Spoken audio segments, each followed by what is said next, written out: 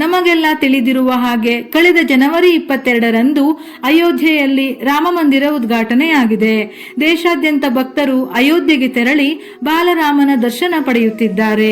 ಈ ಖುಷಿ ಕ್ಷಣಗಳ ನಡುವೆ ಸಂಭ್ರಮವನ್ನು ದುಪ್ಪಟ್ಟು ಮಾಡಲು ಶ್ರೀರಾಮನವಮಿ ಹಬ್ಬ ಕೂಡ ಬರುತ್ತಿದೆ.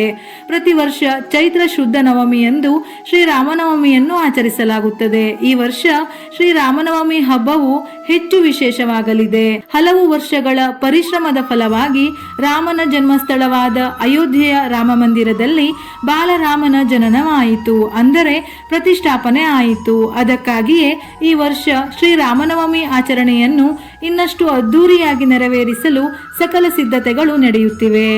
ಶ್ರೀರಾಮನವಮಿ ಯಾವಾಗ? ನವಮಿ ತಿಥಿ ಸಮಯ ಏಪ್ರಿಲ್ 16 ಮಂಗಳವಾರ ಮಧ್ಯಾಹ್ನ 1:23 ಆರಂಭವಾಗಿ ಏಪ್ರಿಲ್ 17 ಬುಧವಾರ ಮಧ್ಯಾಹ್ನ 3:14 ಮುಕ್ತಾಯವಾಗುತ್ತದೆ. ಶ್ರೀರಾಮನವಮಿಯನ್ನು ಏಪ್ರಿಲ್ 17 ಬುಧವಾರ ಸೂರ್ಯೋದಯ ತಿಥಿಯ ಆಧಾರದ ಮೇಲೆ ಆಚರಿಸಲಾಗುತ್ತದೆ. ಪೂಜೆ ಮಾಡಲು 2:35 ಕಾಲ ಶುಭ ಮುಹೂರ್ತವಿದೆ. ರವಿ ಯೋಗದಲ್ಲಿ ರಾಮನವಮಿ. ಈ ವರ್ಷ ಶ್ರೀರಾಮನವಮಿಯಂದು ರವಿ ಯೋಗ ಉಂಟಾಗುತ್ತದೆ. ಈ ಯೋಗವು ಇಡೀ ದಿನ ಇರುತ್ತದೆ. ಹಾಗೆಯೇ 11:51 ಶೂಲ ಯೋಗವಿದ್ದು ನಂತರ ಗಂಡ ಯೋಗ ಇರುತ್ತದೆ. ಆಶ್ಲೇಷ ನಕ್ಷತ್ರವು ಮುಂಜಾನೆಯಿಂದ ರಾತ್ರಿಯವರೆಗೆ ಇರುತ್ತದೆ. ರವಿ ಯೋಗದಲ್ಲಿ ಸೂರ್ಯನು ಬಹಳ ಬಲಶಾಲಿಯಾಗಿರುತ್ತಾನೆ. ಈ ಸಮಯದಲ್ಲಿ ಎಲ್ಲಾ ರೀತಿಯ ದೋಷಗಳು ದೂರಾಗಲಿವೆ. ಶ್ರೀರಾಮನವಮಿಯ ಮಹತ್ವ. ಲೋಕ ರಕ್ಷಣೆಗಾಗಿ ಮಹಾವಿಷ್ಣು ತ್ರೇತಾಯುಗದಲ್ಲಿ ರಾಕ್ಷಸರನ್ನು ಸಂಹರಿಸಲು ಅವತರಿಸಿದನು. ಶ್ರೀರಾಮನು ತ್ರೇತಾಯುಗದಲ್ಲಿ ಮಹಾವಿಷ್ಣುವಿನ 7ನೇ ಅವತಾರ. ದಶರಥ ಮಹಾರಾಜ ಕೌಸಲ್ಯಾದೇವಿಯ ಮಗನಾಗಿ ನವಮಿ ತಿಥಿಯಂದು ಶ್ರೀರಾಮನು ಜನಿಸಿದನೆಂದು ಪುರಾಣಗಳು ಹೇಳುತ್ತವೆ. ನಂತರ ಅದೇ ದಿನ ಸೀತಾರಾಮರ ಮದುವೆ ನಡೆದಿತ್ತು ಎನ್ನಲಾಗಿದೆ. 14 ವರ್ಷಗಳ ವನವಾಸದ ನಂತರ ಅವರ ಪಟ್ಟಾಭಿಷೇಕದ ದಿನವೇ ನವಮಿ ತಿಥಿ ಎಂದು ಹೇಳಲಾಗುತ್ತದೆ. ಆದ್ದರಿಂದ ಸೀತಾರಾಮರ ಕಲ್ಯಾಣವನ್ನು ಶ್ರೀರಾಮನವಮಿ ಎಂದು ಆಚರಿಸಲಾಗುತ್ತದೆ. ಶ್ರೀರಾಮನವಮಿಯನ್ನು ದೇಶಾದ್ಯಂತ ಎಲ್ಲ ಊರುಗಳಲ್ಲಿ ಆಚರಿಸಲಾಗುತ್ತದೆ. ರಾಮನಿಗೆ ಇಷ್ಟವಾದ ನೈವೇದ್ಯ. ಬಾಳೆಹಣ್ಣು ಎಂದರೆ ಶ್ರೀರಾಮನಿಗೆ ಅಪಾರ ಪ್ರೀತಿ. ಹಾಗಾಗಿ ರಾಮನವಮಿಯ ದಿನ ರಸಾಯನವನ್ನು ನೈವೇದ್ಯವಾಗಿ ಅರ್ಪಿಸಲಾಗುತ್ತದೆ. ಅದರ ಜೊತೆಗೆ ಕೋಸಂಬರಿ ಪಾನಕವನ್ನು ನೈವೇದ್ಯಕ್ಕೆ ಇಡಲಾಗುತ್ತದೆ. ಶ್ರೀರಾಮನವಮಿಯಂದು ಸೀತಾರಾಮರ ಕಲ್ಯಾಣ ಮಾಡಿದರೆ ಸಕಲ ಇಷ್ಟಾರ್ಥಗಳು ನೆರವೇರುತ್ತವೆ. ಜೀವನದಲ್ಲಿ ಎಲ್ಲ ಅನಿಷ್ಟಗಳು ತೊಲಗಿ ಸಂತೋಷ ನೆಲೆಸುತ್ತದೆ ಎಂದು ಹೇಳುತ್ತಾರೆ. ಶ್ರೀರಾಮನನ್ನು ನಾವೆಲ್ಲ ದೇವರೆಂದು ಪೂಜಿಸುತ್ತೇವೆ. ಆದರೆ ರಾಮನು ದೇವರ ಸ್ಥಾನದಲ್ಲಿದ್ದರೂ ಮನುಷ್ಯನ ಅವತಾರದಲ್ಲಿ ಮನುಷ್ಯರು ಎದುರಿಸುವ ಎಲ್ಲಾ ಕಷ್ಟಗಳನ್ನು ಅನುಭವಿಸಿದರು.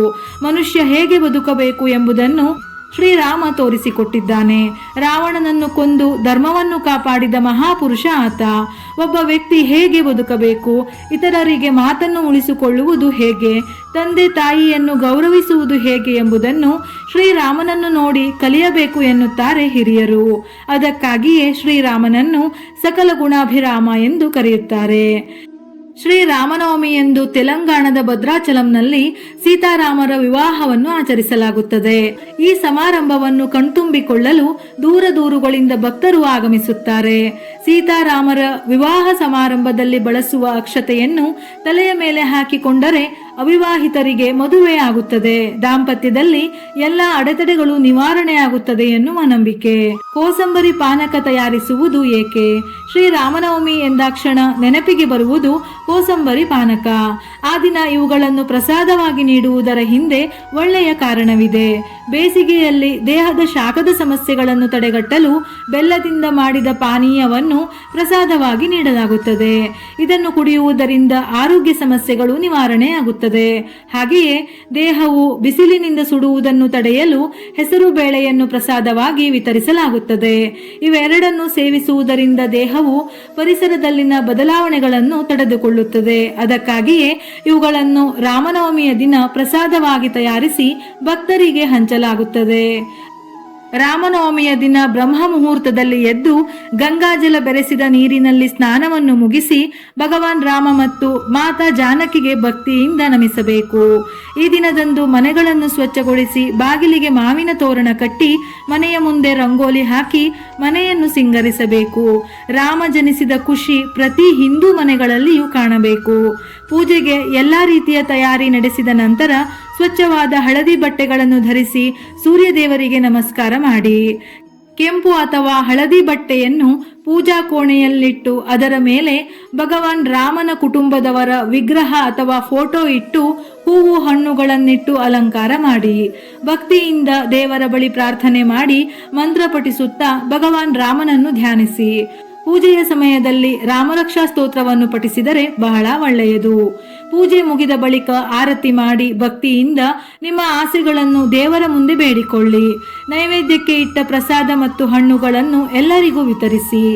ಈ ರೀತಿ ಮಾಡುವುದರಿಂದ ಸಂತೋಷ, ಸಮೃದ್ಧಿ ಮತ್ತು ಸಂಪತ್ತು ಎಲ್ಲವೂ ಪ್ರಾಪ್ತಿಯಾಗುತ್ತದೆ. ರಾಮನವಮಿ ಹಬ್ಬದ ದಿನ ಮಾಂಸಾಹಾರ ಸೇವನೆ ಮಾಡಬೇಡಿ. ಅಡುಗೆಯಲ್ಲಿ ಬೆಳ್ಳುಳ್ಳಿ, ಈರುಳ್ಳಿಯನ್ನು ಸೇರಿಸಬೇಡಿ. ಎಲ್ಲ ವರ್ಷಕ್ಕಿಂತ ಈ ವರ್ಷ ರಾಮನವಮಿ ಆಚರಿಸುವುದು ಸಂತೋಷದ ವಿಷಯ. ಬಾಲರಾಮನ ಪ್ರತಿಷ್ಠಾಪನೆಗಾಗಿ ಯಾವ ರೀತಿ ಕಾತುರದಿಂದ ಕಾಯುತ್ತಿದ್ದೆವೋ ಅದೇ ರೀತಿ ಅಯೋಧ್ಯೆಯಲ್ಲಿ ಬಾಲರಾಮನ ಪ್ರತಿಷ್ಠಾಪನೆಯ ನಂತರ ಮೊದಲ ವರ್ಷದ ರಾಮನವಮಿ ಆಚರಣೆಯನ್ನು ನೋಡಲು ಇನ್ನಷ್ಟು ಕಾತುರದಿಂದ, ಸಂತೋಷದಿಂದ ಕಾಯುತ್ತಿದ್ದೇವೆ. ಈ ವಿಡಿಯೋ ನಿಮಗೆ ಇಷ್ಟ ಆಗಿದ್ದರೆ ಜೈ ಶ್ರೀರಾಮ್ ಎಂದು ಕಾಮೆಂಟ್ ಮೂಲಕ ತಿಳಿಸಿ. ಇದೇ ರೀತಿಯ ಮನಮುಟ್ಟುವ ಉಪಯುಕ್ತ ಮಾಹಿತಿಗಳಿಗಾಗಿ ಮತ್ತೆ ಭೇಟಿಯಾಗೋಣ.